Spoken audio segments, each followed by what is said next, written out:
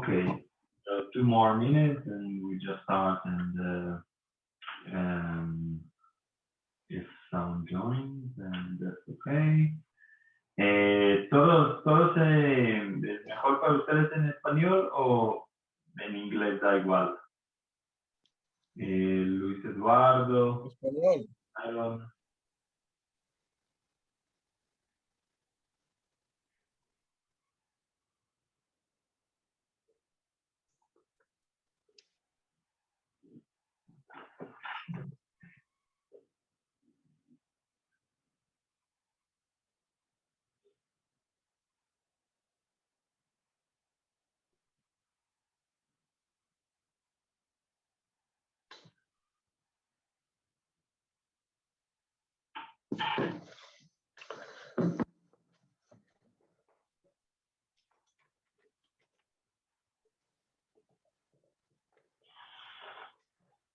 Mm.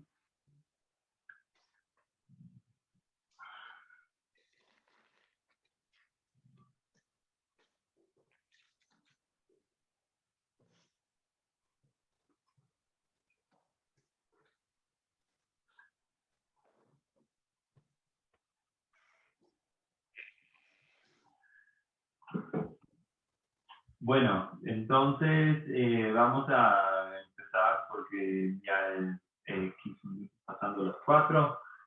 Voy a hacer una grabación de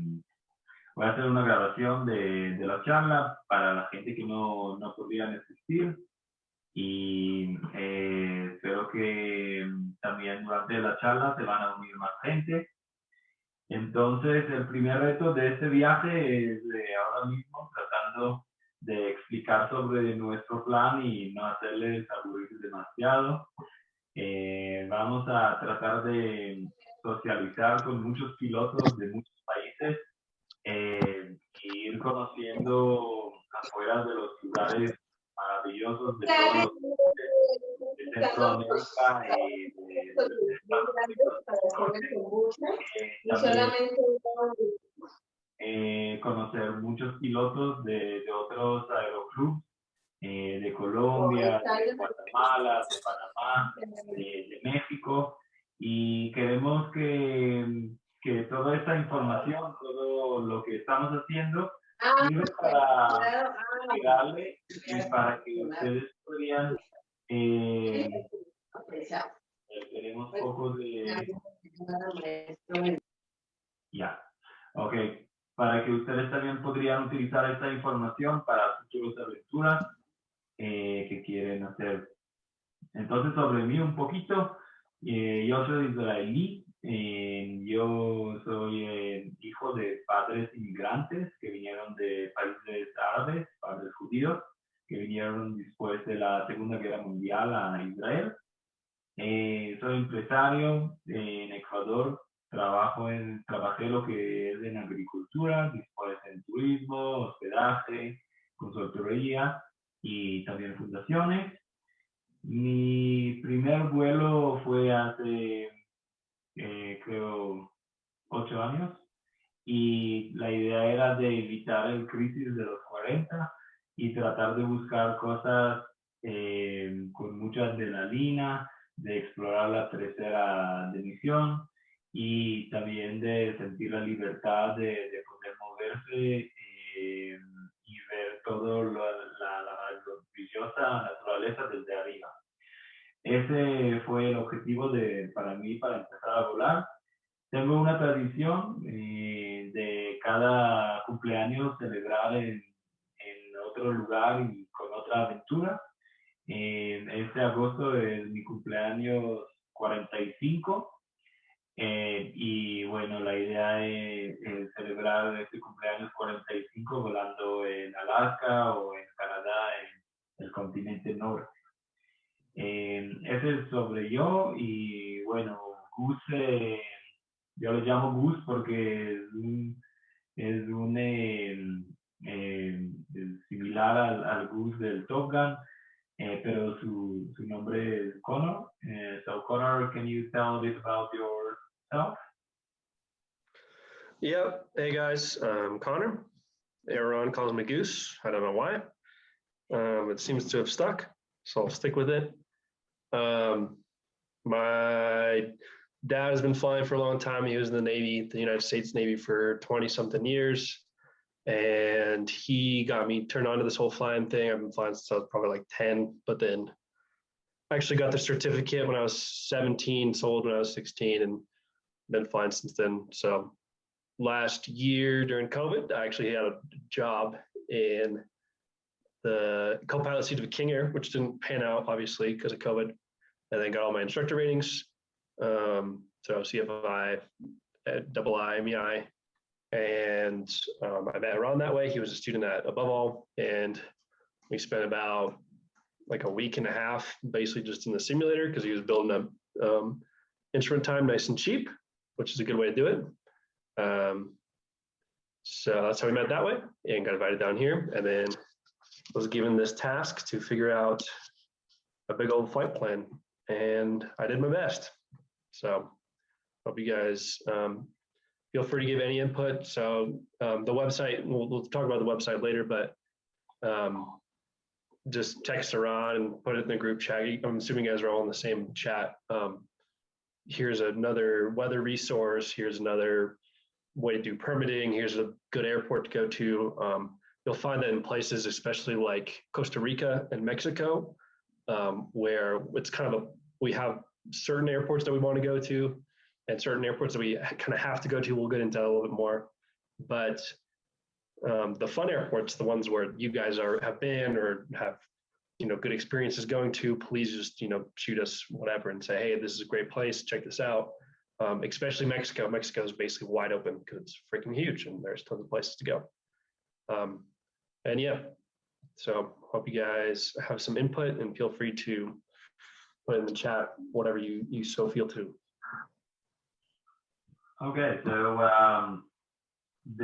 we'll start with a flight plan and show you what we prefer, and afterward about the airplane and the equipment that we are preparing for the trip, and then afterward about the websites we're going to have and how you can communicate with us, and then if you have any questions about the trip or about our plan or some suggestions or tips, that will be most welcome.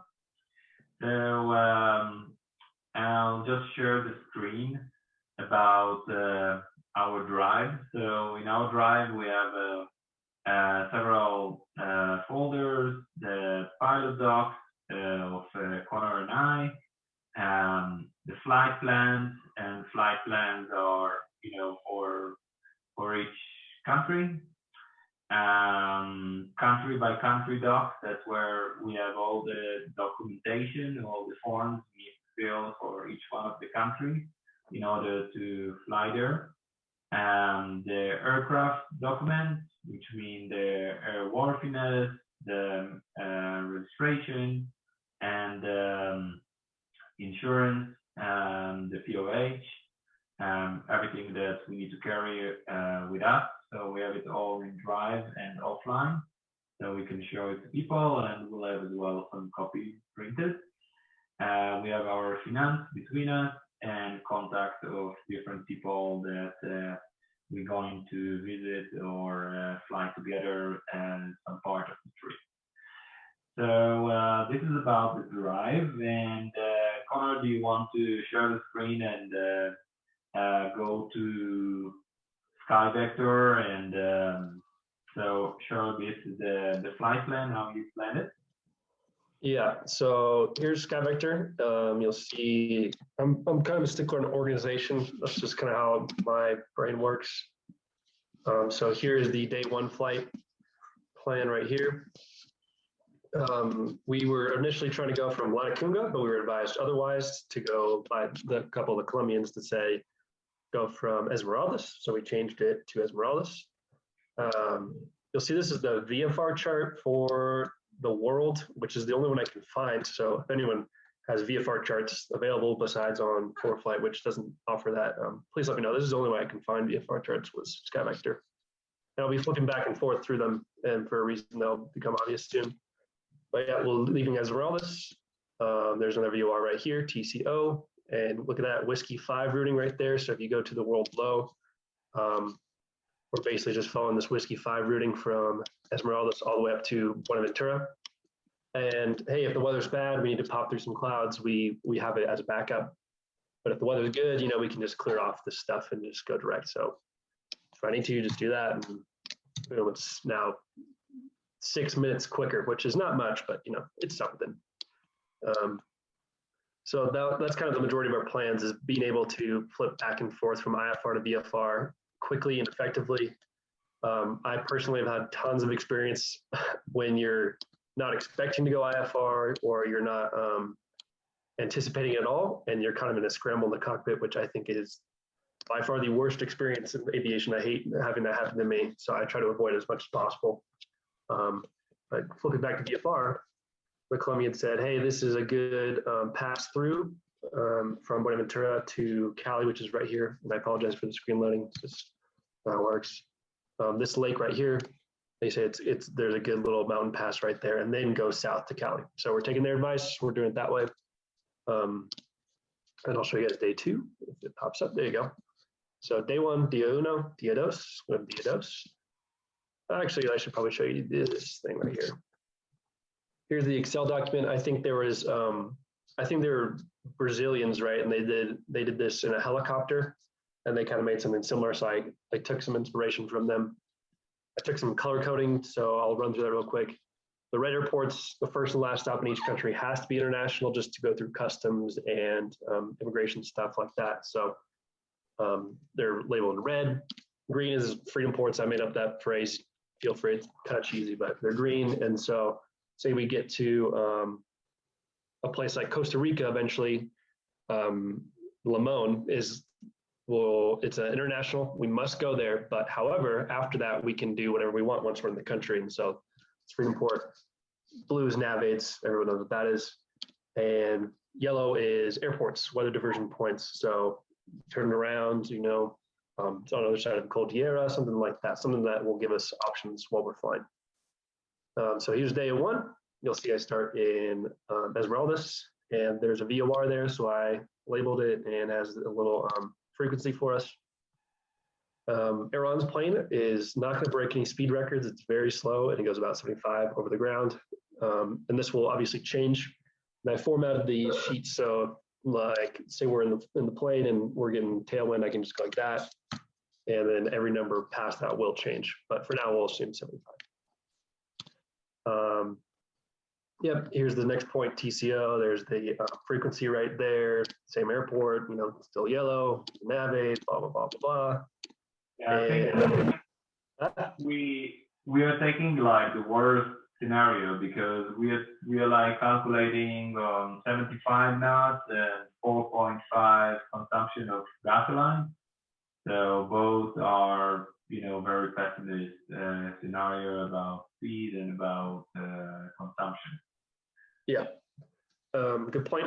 And then I have distance between each leg, ETE, so estimated time en route, right? So that's in between Esmeraldas and this place. It'll take us almost an hour. Then ETA, which I am a huge fan of, just teaching wise, if I take off from Esmeraldas and I start a timer, by the time I get to Burpa, 2.5 hours will have passed.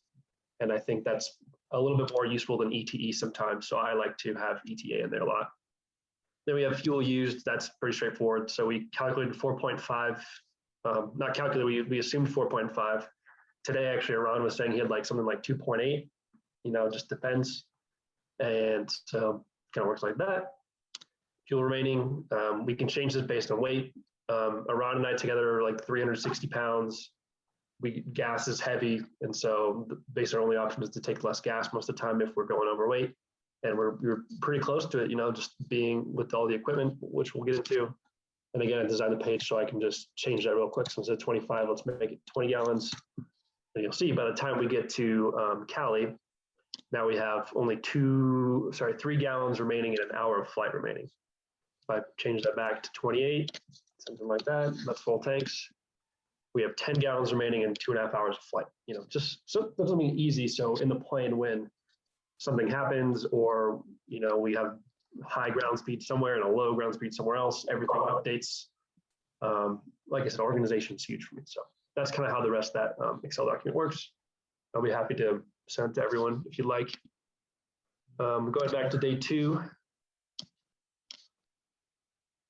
We decided to stick in the Cordillera. It'd be kind of a pain in the ass to do something like that. So we're staying here. I'm going up through. Again, like I said, it'll be following IFR routing the whole way. If we need to, we can just top off though. So this one actually be on there. And then get to Rio Negro, I believe is the airport. And then, yeah, that's a 2.5 hour flight, not too bad. We try to keep it under 4 just because of weather. I think it's, you guys probably know way better than I do, just like the weather around here is rapidly changing and unpredictable. So I try to keep the flights under 4 hours long, just for predictability's sake. I'll go to day 3. This one's a pretty long one, 4 hours from Colombia to Panama, just because the terrain is a big factor, right? So if this is again on IFR routing, but say day of comes and we don't want to do that, we want to do something like this and just get out of the mountain range as fast as possible, we can. So I like the flexibility that the route provides. And it seems like most of the thunderstorms will just be covering a country one day and then cover a different country another day. So we're trying to find those off days, obviously.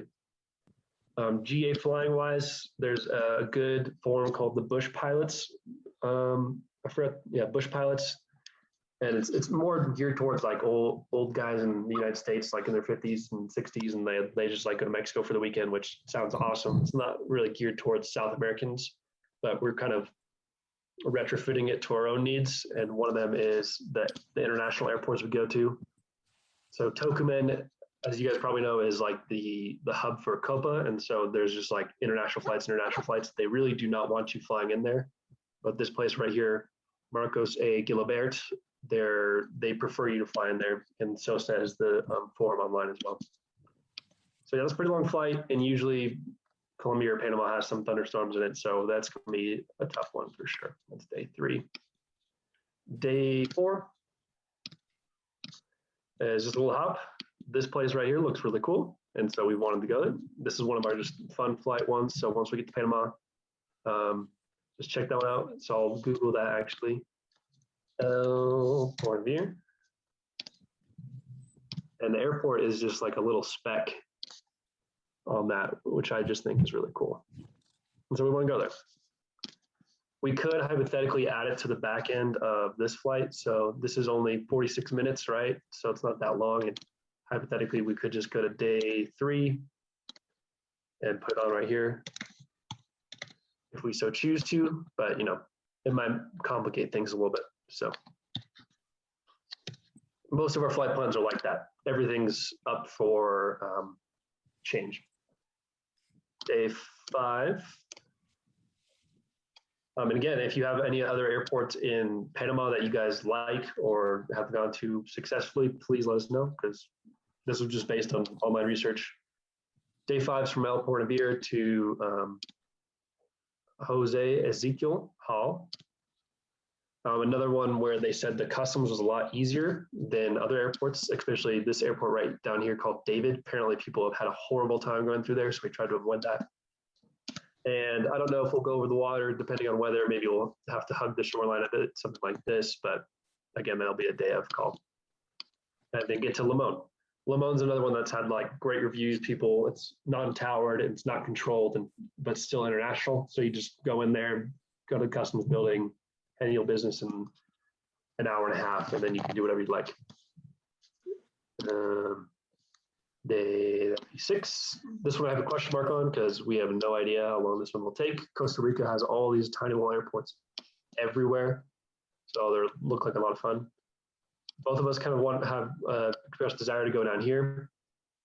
And so this is, again, it's a little goofy that we're going to go here and then turn basically almost due south to do some flying down here. But again, this airport right here, David, apparently they've been known to tear apart your airplane and search through everything. I guess it's a big military base, so it's not really worth the hassle of, this is kind of a short leg anyways. Yeah, so this is more for just the natural beauty of Costa Rica. Looks good. There's a bar here called El Avion, and if you guys are fans of history, El Avion bar. It's one of the bars from. It's one of the planes from the Iran-Contra affair, which is cool. And there's like a bar inside of the C-117, I want to say. So look interesting. It's right there in Quepos. Iran, I'm gonna mess up this pronunciation. Aranjuez. There's a good flying club there. It says AOPA, so we're checking it out. And then finally, Liberia is another international, and has been known to be easy for people to pass through. So we're passing through that one. And we, again, like I said, we can go to any of these if we really want to. It doesn't. There's no real rush for our flight plan. Day 7. It goes from Liberia to Managua to El Salvador. Again, this is weather dependent. Say Managua is coated in thunderstorms or something like that, we can just take it out. We're not planning on stopping there. Just it's a convenient nav aid or alternate for that Excel sheet, and just for us to know. And going here only saves us, was that? It's like 10 minutes. Yeah, it's only about 10 minutes. So I personally think 10 minutes more of flying is worth having a steady alternate, personally speaking. And then getting to El Salvador. After El Salvador, that's day 8, I believe. Here's one. I think there's a Guatemalan in the group chat, and I've heard great things about flying in Guatemala. So maybe we just make this little flight one day and do some flying in Guatemala, or maybe we go skip Guatemala entirely and just keep it along the coast for ease sake and just get to Mexico quickly. But, it just depends on if people respond to us and are willing to. We'll talk. I don't know how to read that one, but we'll talk about that one. If people are willing to house us and show us around, so it's there. And then the biggest question mark of all is Mexico. And I just have it labeled Mexico again. It'll take us more than a couple days. Mexico's huge, and the only airports I have in here right now are the internationals and ones that I have heard about good things. So Puerto Escondido, heard great things about that one. Guadalajara, I am dead set on going to Tequila and going to Fortaleza factory, so that's in there. I've heard great things about Loreto, so that's in there. And then finally, no, I mean, zoom out that far. Finally, this is Calexico right here, because I have a flight to make at the end of July in LAX. So that's basically like to set our route until the United States. I'm going to go to Hawaii for a week. Ron's going to go to Colorado for a week, and then we'll get back up and do the rest of the plan. But once you're really in the States, at least it seems, and I probably just have like some bias, but it seems a little bit easier to do all this stuff. There's no permitting. You just kind of go do what you want. So the plan takes us there. And you'll see that's 22 hours of flying in Mexico alone, which is like more than I think the rest of the countries combined. So again, please, if you have any good airports, we're going to try to keep it on the Pacific coast just for the hurricane season that's happening in the Gulf. We're going to try to keep it over here, keep it low, not mess with the Cordillera too much. So we're probably going to end up doing something like that. Realistically, again, just open for comments and suggestions and whatever you so choose to give us. And yeah, that's all I have for the route so far. Okay, great. So just about we did most of the planning in SkyVector. It also works very well in the States. There is like a free tool. So, and you can save whatever different flight plans, and it's easy between us as well to share and then check the flight plan together. We didn't find a way to make it connected to ForeFlight, but we have the same flight plan in ForeFlight, just not with the same detailed maps as Central America is in SkyVector. In the States, I was flying when I was crossing from East Coast to West Coast, I was flying with Sky Vector, that was with Jorge and Alto. We were making everyday planning with Sky Vector, and it works very well, like it seems it's working now. Sky Vector as well as a weather radar. So you can see the weather as well on Sky Vector. There are different layers. You can choose if it's IFR, VFR, with weather, without weather, with cloud coverage, and all of that. If I could say a word about in the States, Sky Vector is great and it works in the States, but recently this website, 1-800 Weather Brief, I'm sure you guys have probably dealt with it if you guys have flown in the States at all. It used to be a phone number and now it's a website. And it's basically Sky Vector and aviation weather combined. And this website is really, really good. And you'll see it's like looks exactly the same. It's just a little different. So there's no backing in down here, obviously, in South America. But, do you want to share the screen? Oh yeah, I forgot about that. Okay. There you go. Yeah, so this is 1-800 Weather Brief. It's basically Sky Vector and Aviation Weather Center combined. And you'll see it only works in the States, and I think certain parts of Canada if you get this stuff, but it's like by far the best service for flying in the United States. So it's like Sky Vector, but better. And there's just tons of functionality, especially the weather charts, like are just in crazy detail. There's everything you could ever want. Here's the South America chart. So I'm planning on using some of this stuff for our flight, you know. It's all there. So I do like this website a lot, which I think is just a better version of Sky Vector in my experience. Yeah, what else, like other websites that we are using for weather, we're trying to use as many resources. So the NASA photo, satellite photo, Wooden Ground is as well very good to see the formation of the different fronts. Of course, checking Meteor and stuff in the places where we're going to. Windy, which you can check different visibility thing or cloud coverage and wind and many good stuff that Windy is offering as well for free. Aqua weather and as well motorcycle jackets. So yeah, that's the weather website we're going to use. As for the airplane and the equipment, so the airplane is experimental airplane. It's been built in 2012 by a guy called Ted Bryant. He built it in Maryland. This is his 20th airplane that he built. So he just buy kits and make fun airplanes, and they'll sell them. So he made this airplane and flew in this airplane 400 hours. And I flew another 500 hours in this airplane. I brought it from the States and registered it in Ecuador.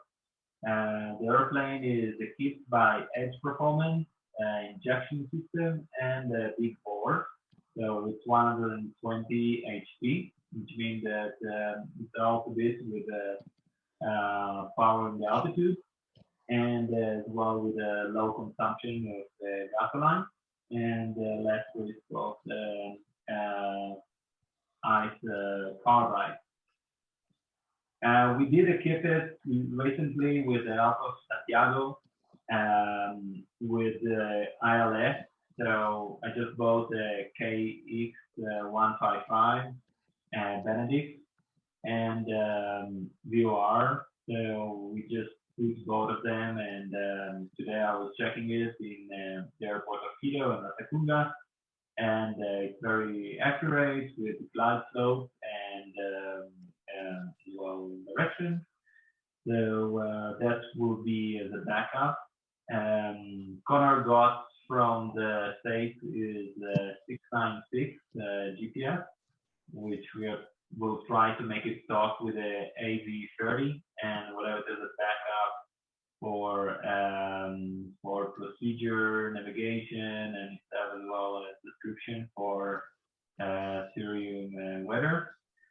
And we're going to carry, of course, cover for the airplane, ties for tying the airplane, some sacks that we can fill with stones or sand, you know, because some of the airports, they don't have places where you can tie down them.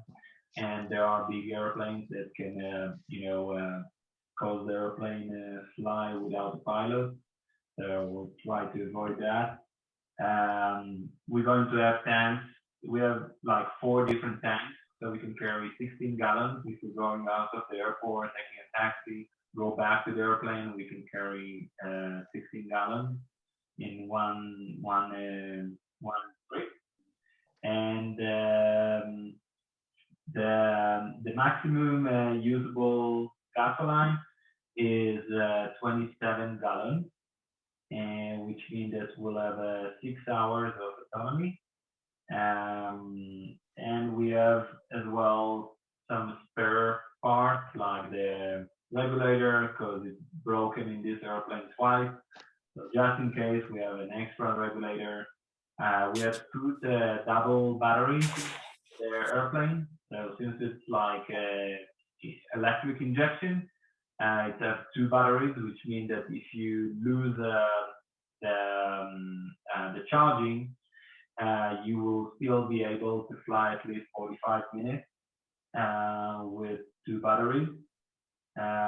We have an extra blade and all the tools in order to change it or to deal with small stuff like cleaning the filter or checking some links or adjust some screws or stuff like that. Yeah, and the next subject and the last one is about the website and what tool we are going to use for tracking and how you can communicate with us while we are traveling this trip, and maybe give us some ideas, suggestions, or tips, or just say hello, or yeah. So Connor, do you want to talk a bit about the web and the inReach? Yeah, I'm trying to open the account right now for the inReach. Trying to log it in. Give me a second.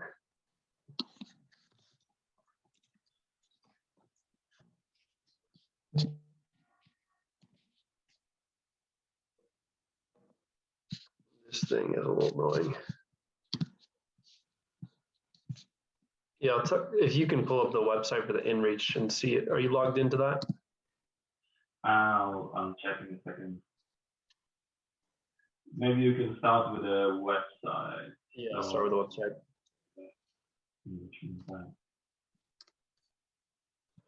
Loading. Yeah, I'm inside of the website. So just So I've been translating some of your guys' comments, which I appreciate. So more than 5 days, got to do temporary stuff. And I saw someone comment about the Pacific coast versus the Atlantic coast of Panama. I'll certainly look into that a little bit more. So I appreciate the comments so far. Did not mean to open that up. Here's the website so far. We haven't purchased the domain. We still need to fill out some information, but the plan is to buy this one, ocho9 .com. Here's some nice pictures. And then I have some stuff on the weather. So a little bit more detail about, we kind of gloss over it just because we don't want to bore you guys to death with weather. I remember just teaching people about weather was always like when people's eyes would glaze over and start basically drooling every time I try to teach them about weather. So I try to be quick about it most of the time. But all of our resources for weather are in here. I personally, when I was going through this and looking at all the resources we have, this is actually taken from AccuWeather. This screenshot right here, which it'll get into.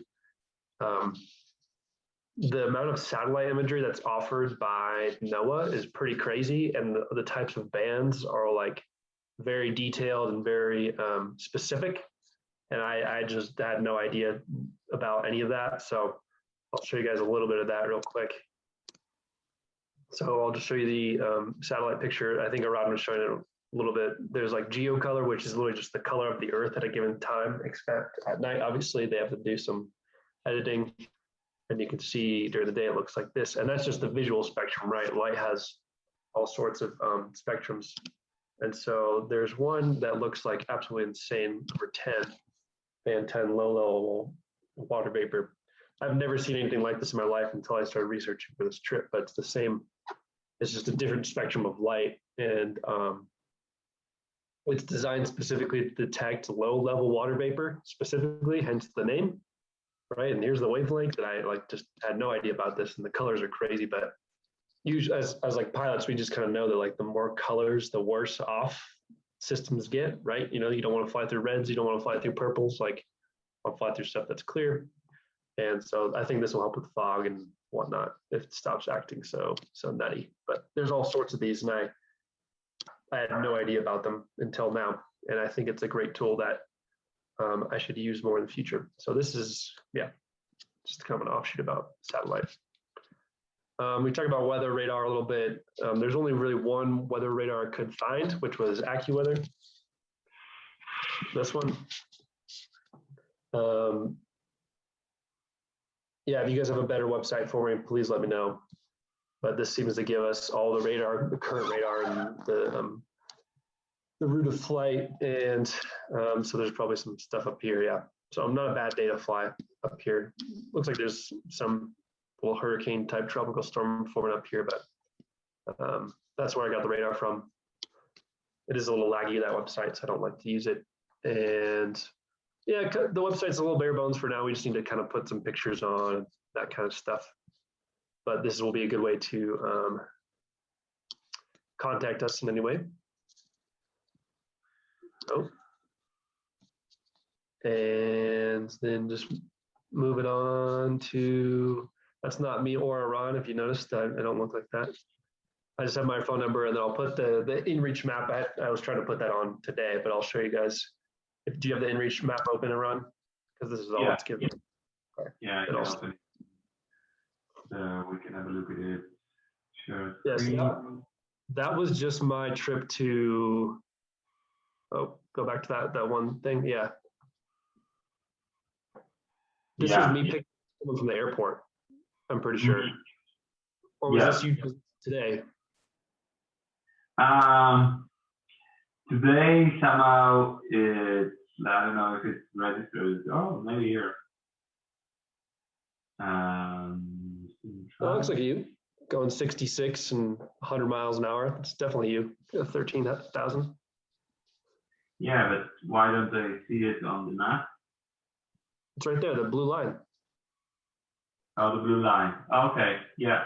So that was today, just flying from Lancaster, our home airport.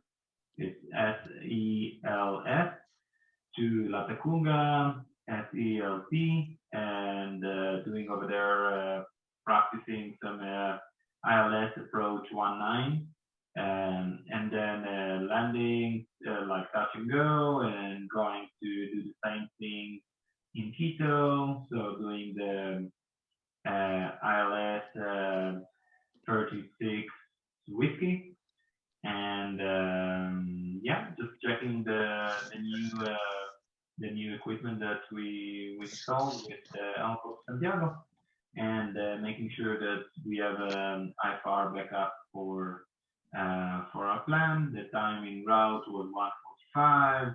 It gives you the distance, the speed, and there is a two-way messaging. We chose expedition plan, and the expedition plan is unlimited SMS. So you can SMS us, and there is no cost, and we SMS you back. Everything is satellite, and this way we can stay connected in the cabin.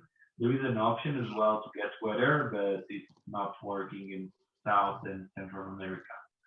So probably we won't get weather through that, but if we manage to talk with people in the destination, or its own that can help us look online on different changes of weather, then that will be definitely helpful when we have routes of 2 hours or more. Yeah, so I think that's about most of the subjects. The equipment, the emergency equipment, so small stuff like mirror and matches and like we have the blankets, the emergency blanket, and things which don't weigh a lot but will be useful just in case if we make an emergency in one of our routes. Yeah. That's anything you want to add, Connor, or maybe we open for the conversation for questions? I think questions and then like a couple of things in the chat that I wanted to talk about. Just so someone put in the chat, no me parece que debes volar. You see that one? LCE. You see what I'm talking about? Aaron? Yeah,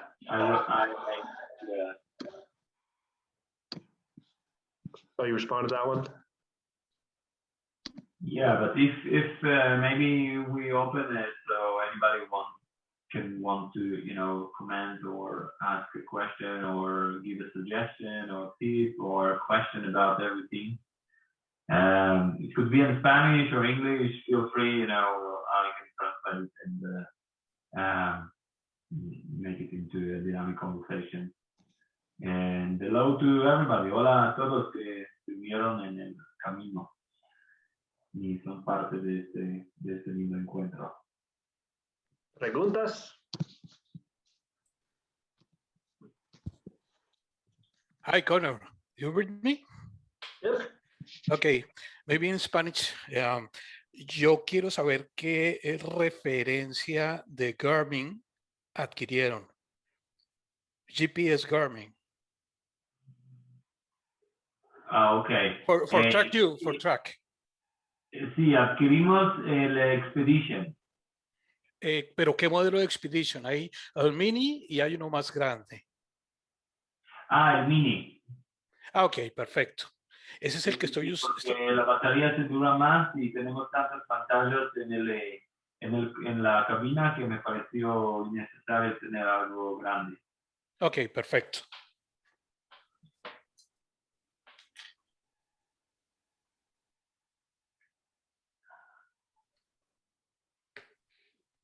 ¿Alguna pregunta? Tal vez Byron, Requero, Jaime, Santiago. Adiós.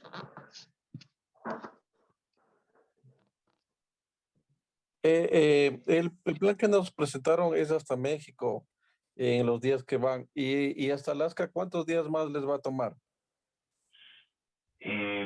Bueno, hasta Estados Unidos tenemos 30 días, entonces va a ser como podría ser 8 días y si lo haces así apurado 9 días.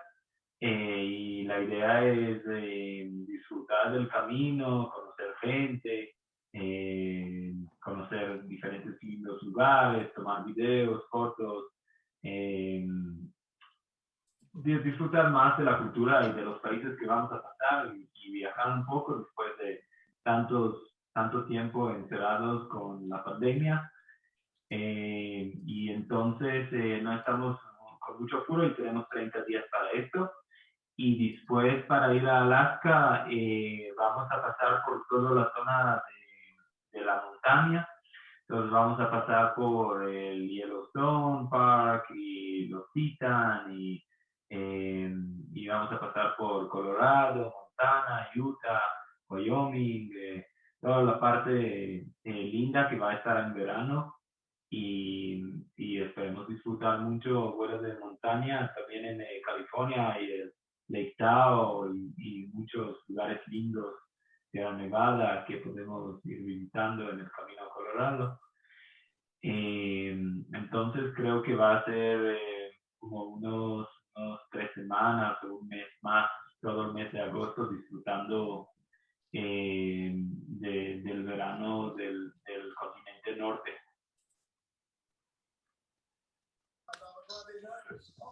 Y en esos 30 días, ¿qué presupuesto aproximado tienen? ¿Tienen por viaje o tienen el presupuesto por día?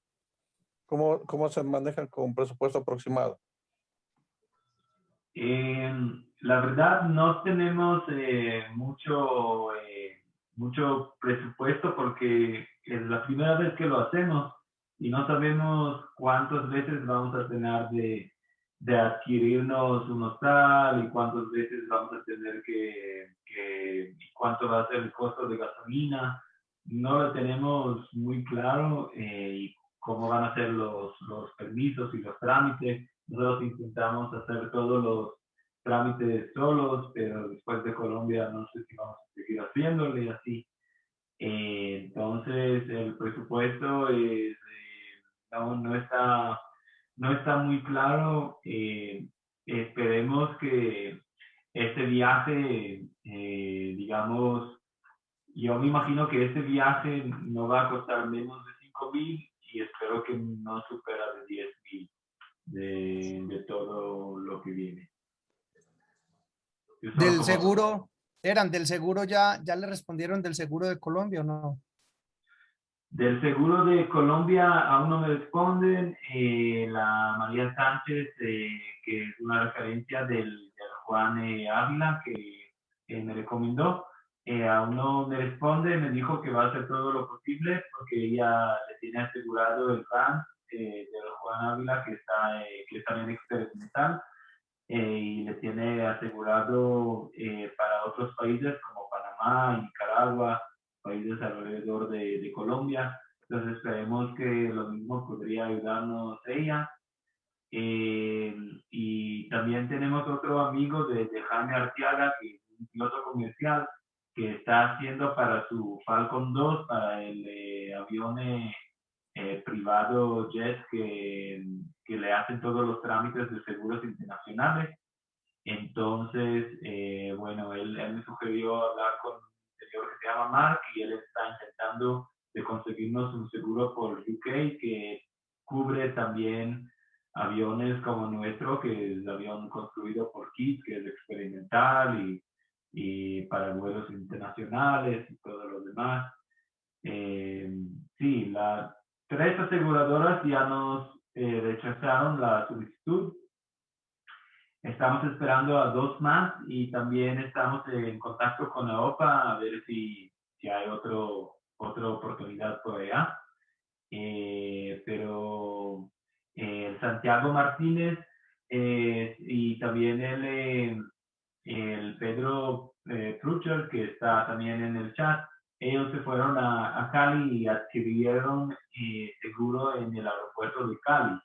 Fue hace años, pero tal vez también es una opción que si llegamos sin seguro nos van a decir, bueno, tienen que pagar tanto por un SOAT o seguro de tercera parte, o nos dan una solución allá mismo en Cali en caso que no conseguimos hasta el día jueves una póliza.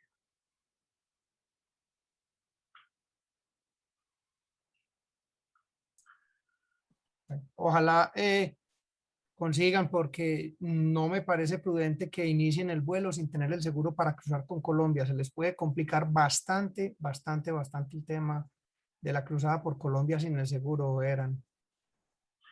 Sí.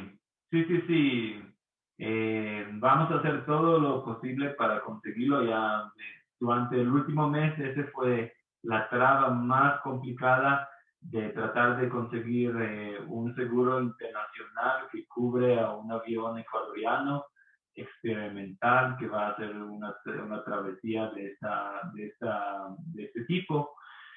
Y la verdad hicimos todo, hablamos con bastante gente, llamamos a pilotos, llamamos a aseguradoras que hasta ahora no logramos. Por último, no sé, vamos a tener de ver una forma creativa y porque al fin y al cabo estos seguros se cubren como $10,000 que tengo fondo en la tarjeta y en caso que pase algo yo cubre yo cubro los cosas que, obviamente, cualquier daño que podría gestionar el avión. Pero el problema es que es como más burocrático que realmente algo lógico, ¿no? Porque $10,000 no va a cubrir ningún accidente grave de aviación, ¿no?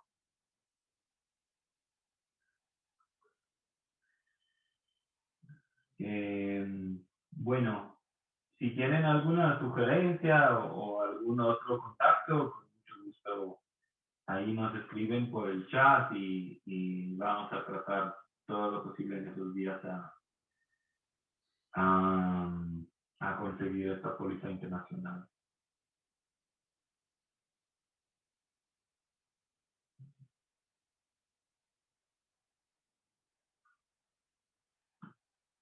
Anybody have more questions? ¿Algunas preguntas más?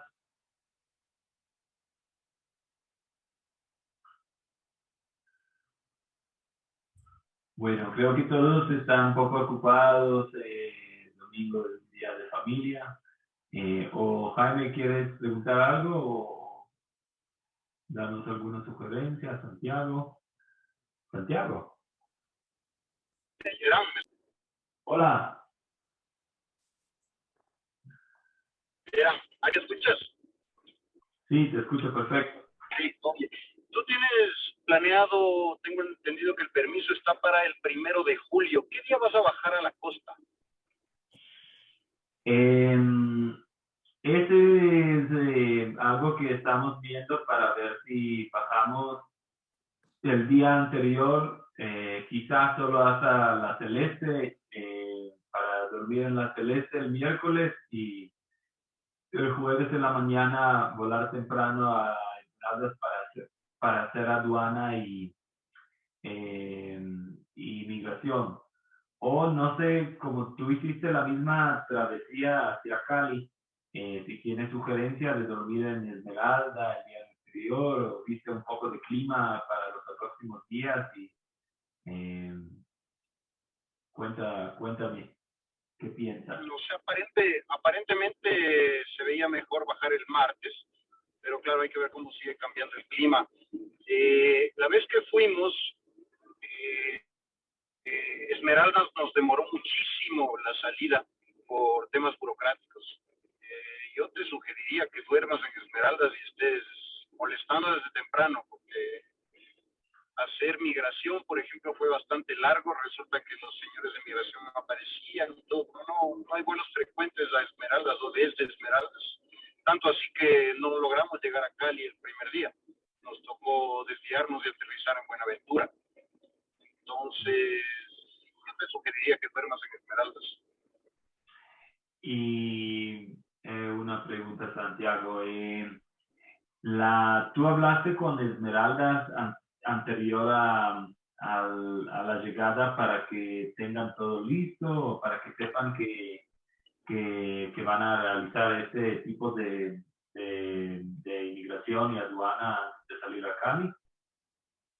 Nosotros llegamos el día anterior y hablamos con ellos, les avisamos que nuestras aeronaves son ligeras y que dependemos un poco del clima y que debemos salir temprano, pero a la larga, al día siguiente todo se demoró y no pudimos salir antes de las 10:30 de la mañana, y eso hizo que el clima se deteriore en la parte alta ya para cruzar a Cali, y por eso nos fuimos a Buenaventura. Y en Buenaventura no hubo problema de quedarse la noche, ya se ayudaron los militares, es un aeropuerto militar, creo. Sí, es un aeropuerto militar. Tuvimos ahí lo que ellos denominaron una parada técnica. El problema fue que ellos no tenían migración y aduana, por lo cual no nos permitían en teoría salir del aeropuerto. No es militar, es civil. Bueno, en esa época no sé cómo era, pero había solo aviones militares, pero no tenían migración ni aduana, y nos tenían que tener ahí encerrados en el aeropuerto y tener que pasar la noche en el aeropuerto, cosa que no era tan grave, pero al tipo 6 de la tarde se apiadaron de nosotros y nos mandaron a un hotel, pero sin hacer papeles. Hicimos el día siguiente, cuando llegamos a Cali, ahí hicimos papeles. ¿Y alguna sugerencia cómo podemos acortar el tiempo en Esmeraldas o qué podemos hacer anterior en esta semana? Tal vez llenarles documentos, enviarles los formularios. Sabrás, una de las cosas que nos demoró fue también que Colombia no autorizaba el plan de vuelo. No sé por qué Esmeraldas tuvo que enviarlo de nuevo y toda la cosa, y eso demoró un poco más. Pero cualquier gestión que hagas previa, si al menos vas del día anterior, va a ayudar. Porque las personas de migración, las que tienen el sello para sellarte el pasaporte, no asomaban.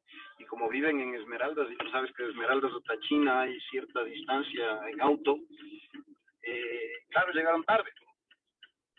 Entonces, o tal vez si te lograras sellar pasaporte el día anterior, eso sería fabuloso, para que te ahorres esa espera infructuosa en el aeropuerto. Claro, ustedes no recibieron la autorización del plan de vuelo el día anterior, o sea, antes de llegar a Esmeralda. ¿O sí recibieron un email de confirmación y de autorización? No, antes no era tan tecnológico como ahora, ¿no? Entonces nos confiamos un poco y eso nos demoró. Y además los señores de migración no asomaron. Ah, ok.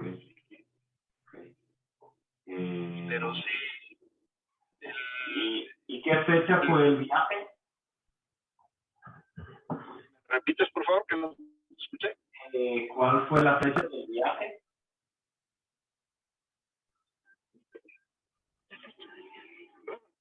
Ahí me pusiste examen, no me acuerdo. Ah, Tal vez Pedro, que está por aquí en la reunión, se acuerde mejor que yo. sí. Hola, Eran, hola con todos. Hola. ¿Ahí me escuchan? Sí, sí te escuchamos, Pedro. ¿Cómo vas? Bien, bien, gracias. Sabes que no recuerdo tampoco exactamente las fechas en las que nos fuimos, pero como te decía Santiago, sería mucho mejor si es que llegas el día anterior a Esmeraldas, porque a pesar de haber conseguido ahí un señor que incluso le pagamos para que nos apadrine y funcionen las cosas mejor en el aeropuerto de Esmeraldas y poder salir sin tanta traba y demora, aún así no funcionó. Entonces nos tuvieron ahí bastante tiempo, aparte que justo cuando estábamos saliendo hubo ese atentado en Cali que botaron uno de los radares, los de la guerrilla, y nos hicieron regresar, no me acuerdo si una o dos veces cuando ya estábamos en camino para Cali. Cosas que igual nos fueron complicando por todo lado. Ok, pero el paso fue mejor hacerle temprano en la mañana porque estás pasando cordillera, ¿no? Correcto. De hecho, cuando aterrizamos en Buenaventura no nos querían recibir, pero tampoco teníamos combustible para regresar. En Guapi tampoco nos dejaron aterrizar, nos dijeron si quieren vayan a caerse a la selva, pero aquí no entran porque esta es zona caliente y no les queremos ver. Entonces seguimos avanzando con una buena tormenta que llegamos hasta Buenaventura y el paso para Cali ya estaba cerrado. Entonces al final les dijimos, bueno, les guste o no, vamos para adentro. Y el rato que aterrizamos nos tuvieron sentados en el avión un par de horas porque no sabían qué hacer, no tenían migración, no sabían qué hacer con nosotros. Entonces ahí al final ya se apiadaron de nosotros, nos pusieron un par de guardias que nos llevaron al hotel y nos dijeron de aquí no salen y al día siguiente no les recoge nadie que no seamos nosotros mismos para llevarles directo al aeropuerto y que puedan terminar el vuelo a Cali. Y tuvimos por suerte ahí ya paso abierto para cruzar la cordillera. Ok, bueno, entonces sí, vamos a ver si funciona, si podemos aprender de esta experiencia y hacer un poco más fácil la salida de Esmeralda. Por eso tal vez la DAC nos sugirió salir desde la segunda. Pero los pilotos que no están aquí ahora, el Oliver nos dijo que el paso de Pasto es súper complicado y que allá el clima es pésimo y que él no sugiere hacer el paso. No sé si otros que están aquí de Colombia podrían contar un poco si hicieron un vuelo de Cali a Pasto.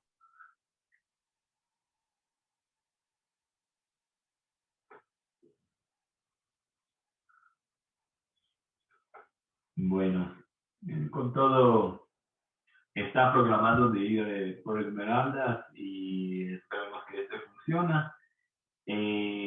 Vamos a enviar por el chat el sitio web y la manera, si quieren escribirnos por SMS. Parece que el día miércoles va a ser el día de partida desde Caracas y de allá el día jueves va a ser desde Caracas. Ese es el plan actual.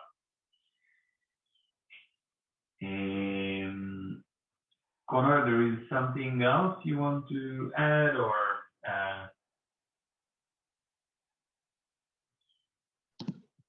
No, again, if you guys just like have any more, I've been reading your chat, and if you guys have any more, please just throw it in the group chat that we're all on WhatsApp, and then we'll take it from there. I just appreciate you guys coming out. Thanks for the time. Ok, gracias a todos, gracias por el tiempo y vamos a grabar está grabado la reunión, entonces si alguien más que no estaba en la reunión. ¿Sí? Ya te averigué la fecha, nos hemos ido un 24 de enero del 2012. Ah, ok. Entonces, la época de lluvias por el sector de Cali. Puede ser, porque allá sí no llovió, nada descomunal. Llovía las noches, durante el día podíamos volar tranquilos. Ya. Sí, supuestamente O sea, en julio creo que empieza a tener la época seca como aquí el verano en la cordillera. cuando llegamos a Cali, de hecho, habían inundaciones en esa época y nos tocó salir corriendo por el clima, porque si no salíamos el día que nos regresamos, nos hubiéramos quedado un mes parqueados por el temporal que se venía. No sé si se haya sido coincidencia solo de esas fechas o sea siempre así. Ahí seguro los compañeros de allá de Colombia pueden asesorar mejor.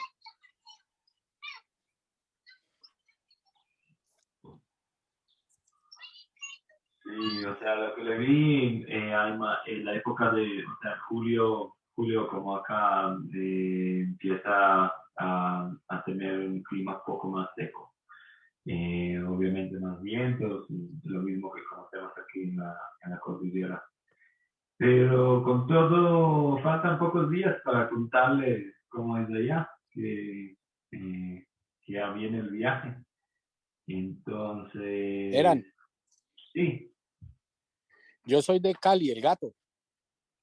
¿Qué tal? ¿Cómo vas? Bien, ¿tú?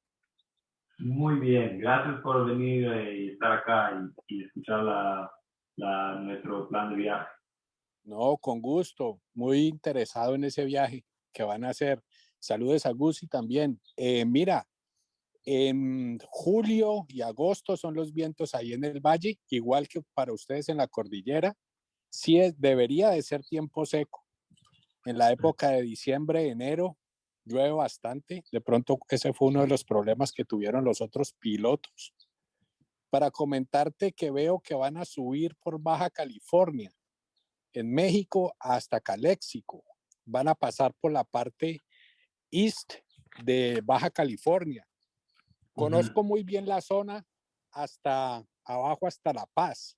Paseo mucho por allá y es una zona de mucho viento desde más o menos después de las 10 de la mañana que yo les escribí ahí Hay algunos días, obviamente, es calmado, pero la gran mayoría del tiempo ventea bastante en esa zona.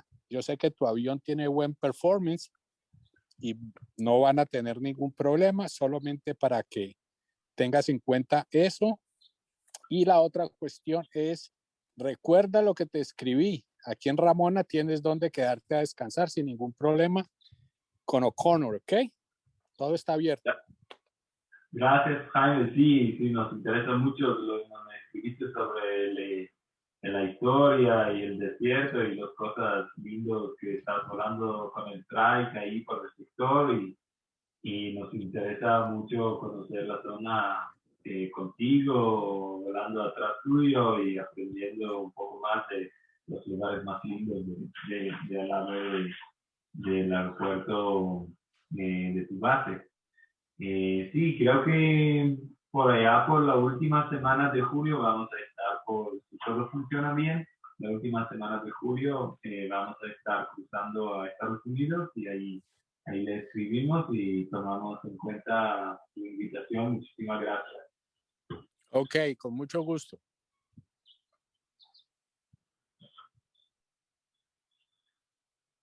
Ok, entonces, muchísimas gracias por el tiempo y les deseo un lindo domingo. Gracias a todos. Era, no se te olvide el link para que podamos saber cuál es la página web. Ya, claro que sí. Viaje, Okay, Eduardo, buen gracias. viaje, Gracias, Byron.